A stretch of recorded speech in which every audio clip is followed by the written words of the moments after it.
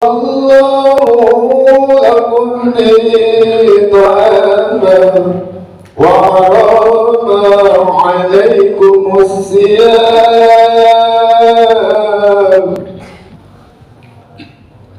فإذا غطيت على المنبر إنه عن ذكر وثابكم الله واسمعوا وجاكم الله وعدوا رحمكم الله.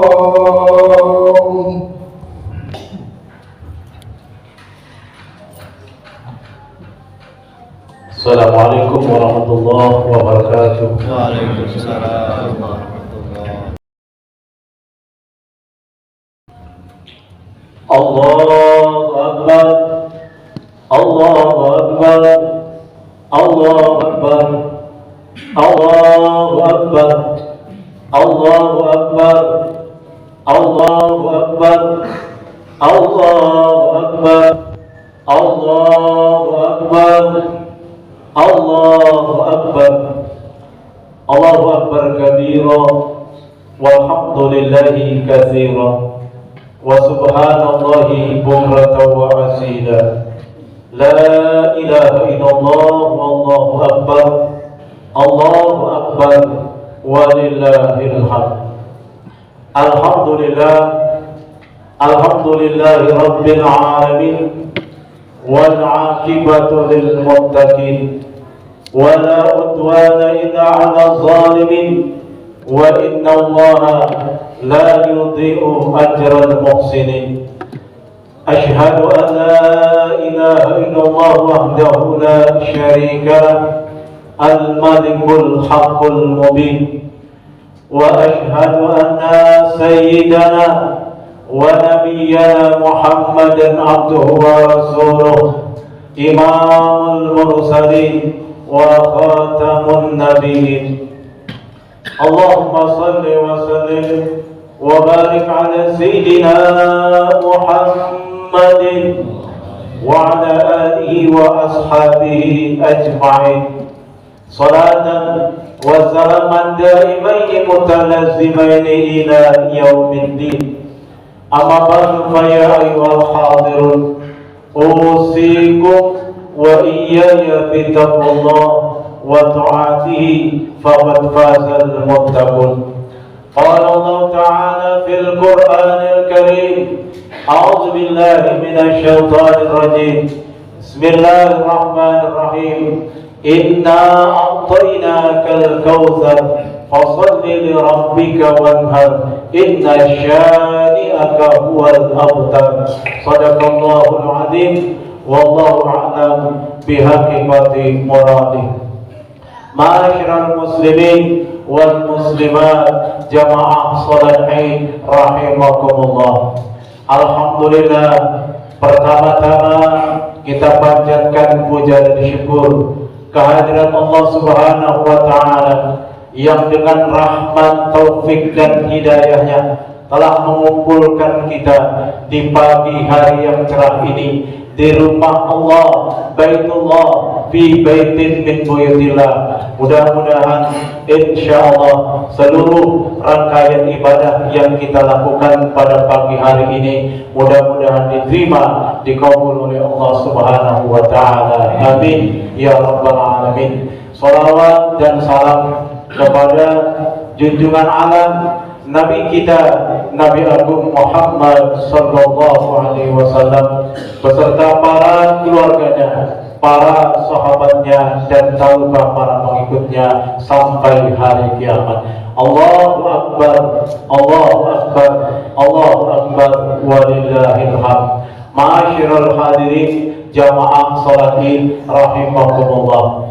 Dari semenjak tadi malam, bahkan ba'dal asar sore kemarin hingga 3 hari yaum tasyrik, kita disunahkan, kita bersama-sama melantunkan, membaca kalimat takbir, Allahu Akbar, Allahu Akbar, Allahu Akbar, walillahil hamd. Sebagai seorang mukmin, dengan kalimat takbir kita tanamkan keyakinan dalam hati. Kita yakini dalam hati kita bahwa kalimat takbir menggema, Allahu Akbar, hanya Allah lah yang maha besar. Apapun yang kita besar-besarkan, apapun yang kita bangga-banggakan, dari harta dan kekayaan kita, dari anak dan keturunan kita, dari pangkat dan jabatan kita, dan seluruh yang kita miliki di alam dunia ini, semuanya adalah kecil bila dibandingkan dengan kebesaran Allah Subhanahu wa Ta'ala. Oleh karena itu, tidak pantas sebagai manusia yang dhaif, sebagai manusia yang lemah, kita memiliki kesombongan, takabur, kebesaran dalam hati kita. Yakinkan dengan takbir diri kita kecil di hadapan Allah Subhanahu wa Ta'ala.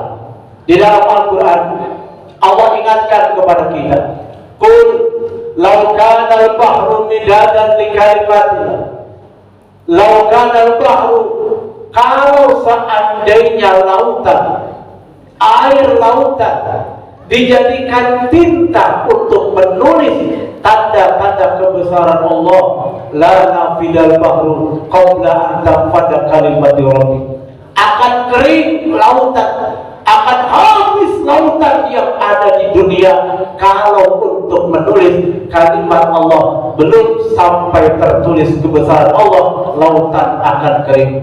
Walau jina bimislihi madana, walau kau tambahkan lagi semisalnya air lautan yang ada di dunia, tidak akan mampu menuliskan kebesaran daripada Allah Subhanahu wa Ta'ala. Oleh karena itu, tidak pantas, tidak boleh kita menyombongkan diri, menanamkan kesombongan dalam diri kita. Al-Imam Abu Sufyan As-Sawri, beliau pernah berkata, kullu maksiatin an syahwatin wa inna yurja kufranuha. Setiap maksiat yang dikerjakan karena perbuatan hawa nafsu, dorongan hawa nafsu, an syahwatin, karena godaan hawa nafsu, wa inna yurja kufranuha, masih ada harapan untuk mendapat ampunan di hadapan Allah. Bagaimana kita lihat ketika Nabi Adam alaihissalam dia melanggar larangan Allah. Allah katakan, "Wala taqrabu hadhihi syajarah." Hai Adam, jangan kau dekati buah ini. Jangan kau dekat saja tidak boleh, apalagi memakannya. Tapi karena dorongan syahwat, dorongan hawa nafsu, dorongan dari keinginan sang istri, maka Nabi Adam tergoda oleh iblis laknatullah. Nabi Adam memakan buah rodi. Dan pada akhirnya Nabi Adam berdosa, harus keluar dari surga dan diturunkan ke alam dunia. Namun endingnya, pada akhirnya, walaupun memakan waktu yang lama, ratusan tahun, Nabi Adam tetap mendapatkan ampunan dari Allah Subhanahu wa Ta'ala. Tapi Imam Abu Sufyan As-Sawri melanjutkan, wa kullu maksiatin an kibrin, setiap maksiat, perbuatan dosa yang dikerjakan karena kibir, karena sombong, karena takabur, maka la yurja kufranuha, tidak akan pernah diharapkan ampunannya di hadapan Allah Subhanahu wa Ta'ala. Bagaimana yang terjadi kepada iblis laknatullah ketika Allah perintahkan kepada para malaikat bersujud, fasajadu, malaikat bersujud kepada Nabi Adam, dalam artian bukan sujud menyembah, tapi lil ikram, memuliakan, menghormat Nabi Adam sebagai khalifah bil ardi, maka malaikat bersujud menghormat kepada Nabi Adam alaihissalam. Tapi apa yang terjadi kepada iblis? Aba wastakbara wa kana minal kafirin. Iblis menolak, iblis membangkang perintah Allah, tidak mau bersujud kepada Nabi Adam, tidak mau menghormat kepada Nabi Adam. Kenapa? Karena iblis punya prinsip ana khairun minhu, saya lebih baik daripada Adam. Iblis merasa dirinya lebih hebat, dirinya lebih mulia, dirinya lebih besar daripada Adam. Maka Nabi Adam tidak dihormati oleh iblis, dan akhirnya iblis dilaknat oleh Allah sampai hari kiamat tidak mendapatkan ampunan dari Allah Subhanahu wa taala. Allahu akbar, Allahu akbar, Allahu akbar, walillahil hamd. Ma'asyiral hadirin jamaah sholati rahimakumullah. Pada pagi hari ini kita merayakan Idul Adha. Ini adalah satu hari di mana sejarah Idul Kurban ini, penyembelihan hewan kurban pada hari ini adalah sejarahnya Nabiullah Ibrahim alaihissalam, di mana Nabi Ibrahim adalah salah satu Nabi Ulul Azmi yang mendapat gelar Ulul Azmi, kebesaran dari Allah Subhanahu wa taala di antara 5 para nabi yang mendapat gelar Ulul Azmi. Nabi Ibrahim di dalam riwayat sebelum terjadinya penyembelihan hewan kurban dari Nabiullah Ismail alaihissalam, Nabi Ibrahim termasuk salah satu nabi yang diberikan anugerah kekayaan oleh Allah Subhanahu wa taala. Dalam riwayat diceritakan Nabiullah Ibrahim alaihissalam, beliau pernah bersedekah, beliau pernah berkurban dengan 300 ekor sapi, 100 ekor unta, dan 1000 ekor domba. Begitu banyak hewan kurban yang disembelih, yang dikorbankan oleh Nabi Ibrahim. 1000 ekor domba, 300 ekor sapi, dan 100 ekor unta. Kalau kita hitung harga sekarang, kurang lebih 13 miliar Nabi Ibrahim berkurban. Dengan kurban yang begitu banyak, Nabi Ibrahim dipuji oleh malaikat. Hebat kau Ibrahim, hebat kau Ibrahim, begitu besar kurban yang kau berikan. Bahkan orang-orang di sekitar Nabi Ibrahim memuji Nabi Ibrahim. Benar kau Ibrahim, kau orang dermawan, kau orang hebat. Maka timbul sifat manusiawi. Itulah manusia. Ketika dipuji akan timbul sifat merasa dirinya besar. Nabi Ibrahim tanpa sadar ucapannya terlepas dari lidah. Apa kata Ibrahim? Jangankan 300 ekor sapi, jangankan 100 ekor unta, jangankan 1000 domba, kalau saya punya anak disuruh disembelih, saya akan sembelih. Itulah ucapan yang keluar dari mulut Nabiullah Ibrahim alaihissalam. Ini dia berbicara ketika belum punya anak. Dan ketika Allah karuniakan Nabi Ibrahim seorang putra dari istri keduanya Siti Hajar, melahirkan seorang putra yang bernama Ismail, maka di situ Allah tadi, di situ Allah berikan satu ujian kepada Nabi Ibrahim. Benarkah yang diucapkan oleh Nabi Ibrahim? Maka dalam Al-Quran surat As-Saffat ayat 1 sampai ayat 110 dikatakan bahwa Nabi Ibrahim falamma balagha ma'ahu sa'ya, dan ketika Nabi Ismail telah sampai masa remaja, begitu sedang ganteng-gantengnya, cakep-cakepnya Nabi Ismail, maka ada perintah dari Allah untuk menyembelih Nabi Ismail. Falamma balagha ma'ahu sa'ya qala, apa kata Nabi Ibrahim? Dipanggil anaknya Ismail, ya bunaya, wahai anakku Ismail, ini ara bil manam anni asbahuka. Wahai putra kesayanganku Ismail, aku bermimpi bahwa aku diperintahkan oleh Allah untuk menyembelih engkau, wahai Ismail alaihissalam. Inilah satu didikan orang tua. Walaupun sebagai orang tua kita punya hak, kita berhak melakukan apa saja kepada anak-anak kita. Hak prioritas seorang tua, terserah anak mau diapakan saja, mau disembelih, mau disuruh, mau diapakan saja, silakan. Itu prinsip orang tua. Tapi Quran mengatakan, Nabi Ibrahim mengajarkan, walaupun orang tua punya hak, tapi hendaklah bermusyawarah. Inilah yang dicontohkan dari Nabiullah Ibrahim.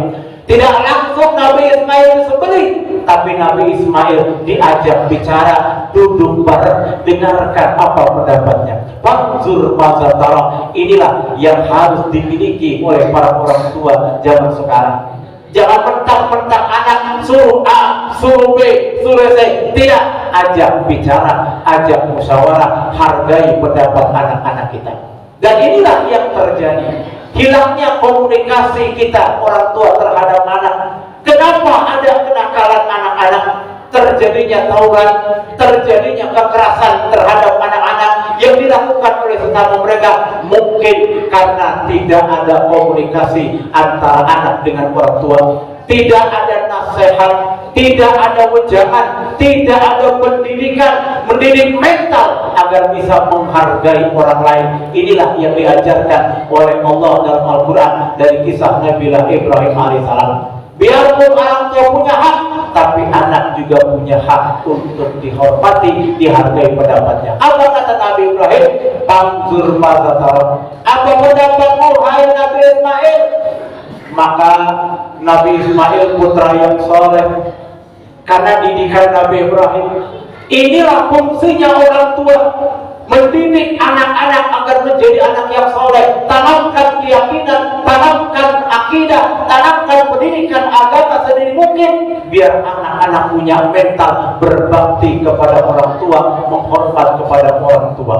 Apa kata Nabi Ismail? Ya abati al-matubah, wahai ayahandaku. Karena Ismail anak yang soleh.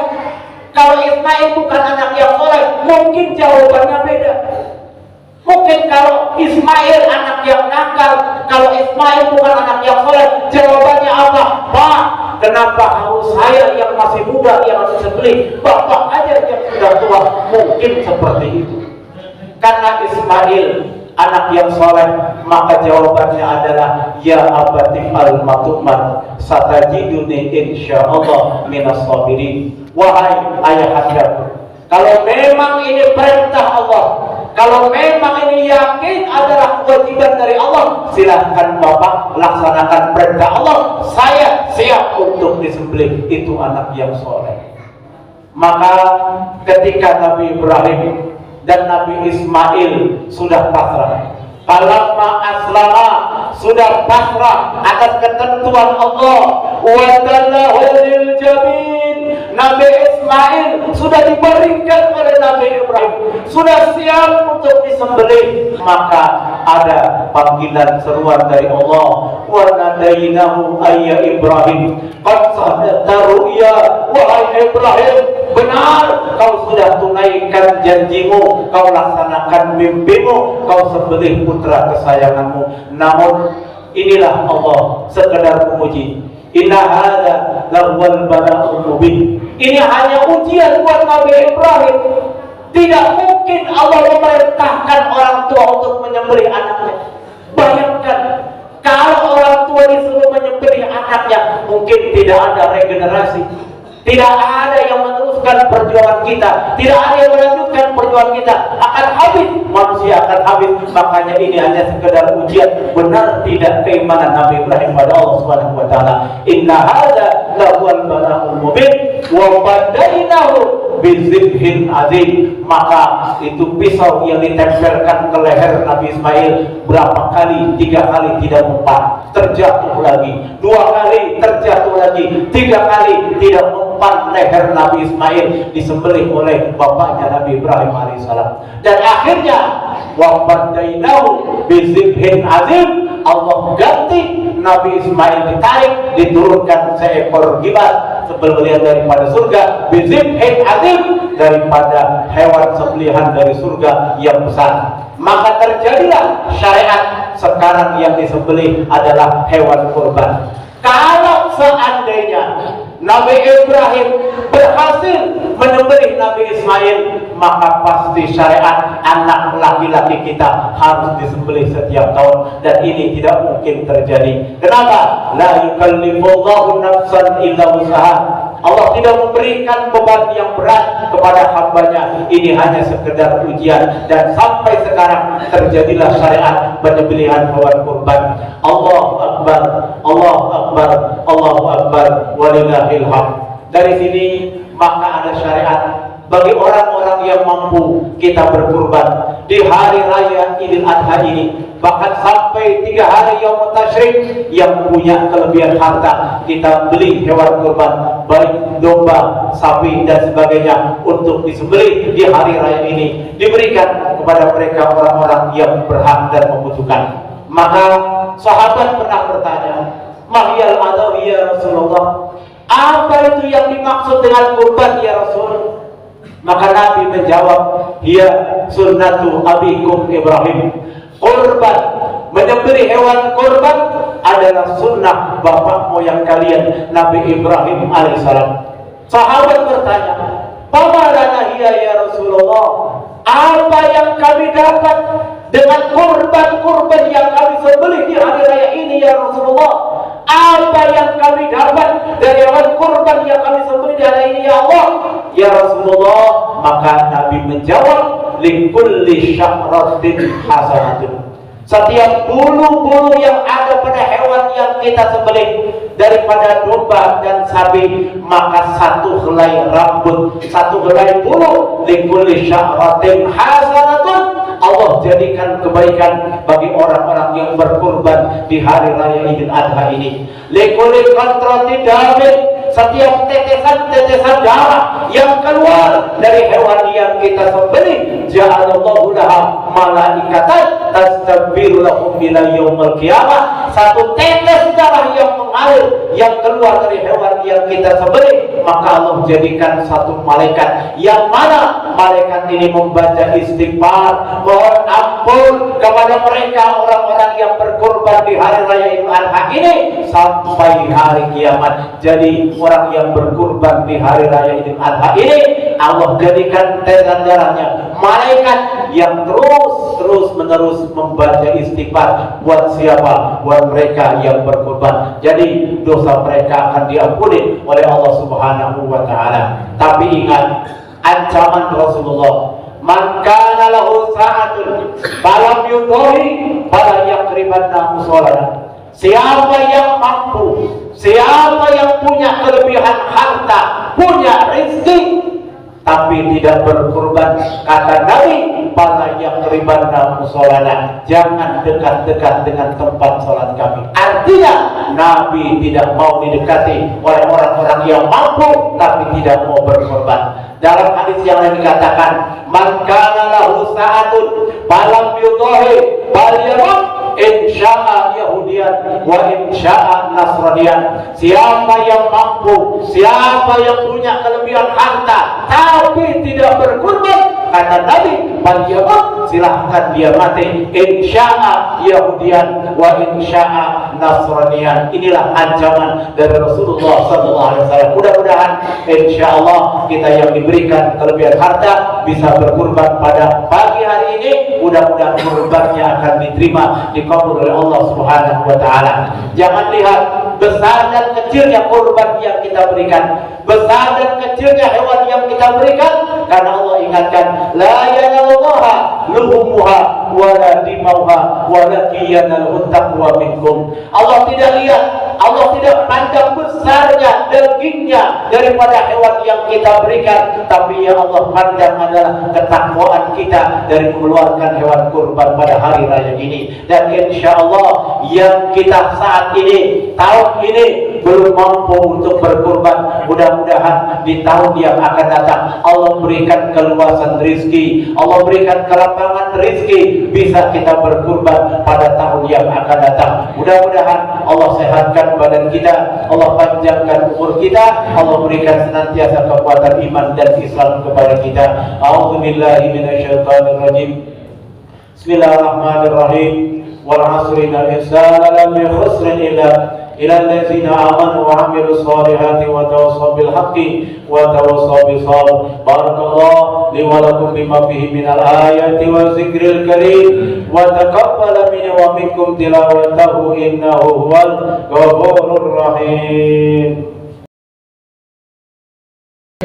اغفر للمؤمنين والمؤمنات والمسلمين والمسلمات الأحياء منهم والأموات. اللهم اجعل بلدتنا بلدا آمنا واجعل علماءنا علماء العاملين واجعل أمراءنا أمراء العادلين واجعل أغنياءنا أغنياء الساخين واجعل فقراءنا فقراء الصابرين.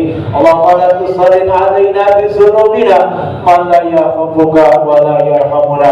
Allahumma ya Allah ya Rahman ya Rahim, kami berkumpul di tempat ini ya Allah, di masjid-Mu yang mulia ini ya Allah. Ya Allah, tentunya kami datang dengan membawa dosa dan kesalahan. Ya Allah, begitu banyak kewajiban-kewajiban yang belum kami tunaikan, begitu banyak larangan-larangan yang kami kerjakan. Ya Allah, kalau seandainya surga diberikan karena amal ibadah kami, maka pasti kami tidak termasuk orang-orang yang mendapatkan surga-Mu ya Allah.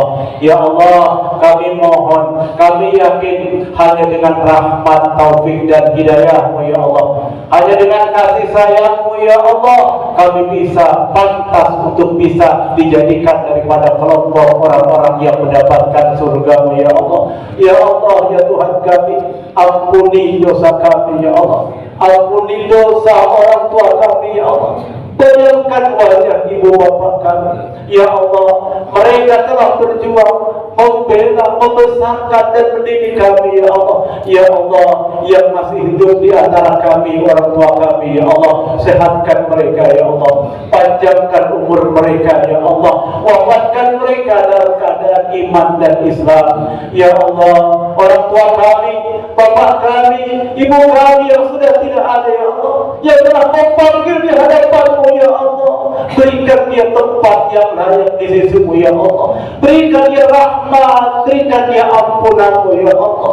Terima segala amal ibadahnya ya Allah, ampuni segala dosa-dosanya ya Allah, jauhkan daripada siksa azab kubur-Mu ya Allah, jadikan kuburnya rawdatun min riyadil jinan ya Allah. Ya Tuhan kami, selamatkanlah kami ya Allah, keluarga kami, anak-anak kami, cucu-cucu kami, generasi kami ya Allah, selamatkan ya Allah, kuatkan iman Islam mereka ya Allah. Jangan Kau pisahkan kami dengan anak-anak kami ya Allah di surga. Kalau saat ini Kamu bersama dengan mereka ya Allah, bersatu dengan mereka, bareng hidup dalam satu rumah ya Allah, maka satukan pula kami nanti dalam surga-Mu ya Allah. Selamatkan akidah mereka ya Allah, selamatkan kehidupan mereka dunia dan akhirat kami ya Allah. Ya Allah, ya Rahman, ya Rahim, kami datang dengan membawa dosa. Janganlah kami keluar dari tempat ini kecuali Engkau sudah hapuskan dosa dan dosa kesalahan kami ya Allah. Ya Allah, ya Rahman kami, dengan segala kekurangan yang telah kami keluarkan dari hewan-hewan kurban yang tentunya mungkin banyak kekurangan, banyak kesalahan ya Allah, terimalah kurban kami ya Allah, terimalah persembahan kami ya Allah, jadikan ini adalah investasi pahala kami di akhirat ya Allah. Ya Allah, ya Rahman, ya Rahim, satukan kami dan keluarga kami, anak-anak kami, cucu-cucu kami dalam rahmat dan hidayah-Mu ya Allah. Rabbana atina fid dunya hasanah wa fil akhirati hasanah wa qina adzabannar. Wa sallallahu ala sayyidina Muhammadin wa ala alihi wa sahbihi wa sallam walhamdulillahi rabbil alamin. Hadanallahu wa iyyakum ajma'in. Wassalamualaikum warahmatullahi wabarakatuh. Waalaikumsalam.